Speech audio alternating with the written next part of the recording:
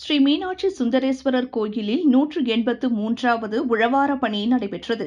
ஸ்ரீ மீனாட்சி சுந்தரேஸ்வரர் கோயிலில் 183வது உழவார பணி நடைபெற்றது. சிவசக்தி பாபு அவர்களின் தலைமையில் 100க்கும் மேற்பட்ட சிவனடியார்கள் மற்றும் பக்தர்கள் பங்கேற்றனர்.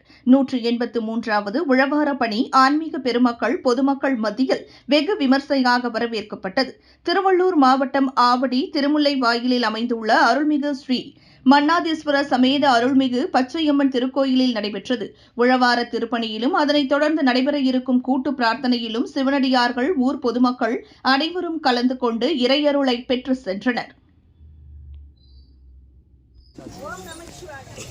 ஓம் நம சிவாய.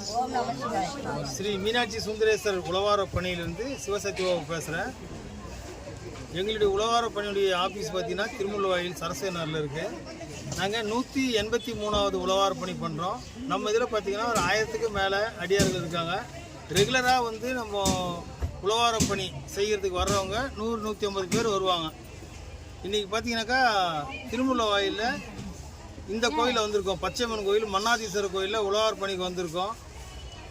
இதில் பார்த்திங்கன்னா எந்த பிரதிபலனும் இல்லாத நாங்கள் செய்கிறோம். இங்கே வரக்கூடியவங்க எல்லோரும் பார்த்திங்கன்னா ஒவ்வொருத்தர் ஒவ்வொரு ஊர்லேருந்து வராங்க.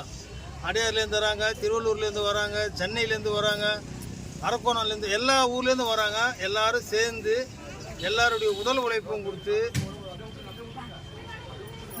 இதில் பார்த்திங்கனாக்கா லேடிஸுங்க ஒரு 800 பேர்னா, ஜென்ஸ் ஒரு 700 பேர், 1500 பேர் இருக்காங்க நம்ம குழுவில்.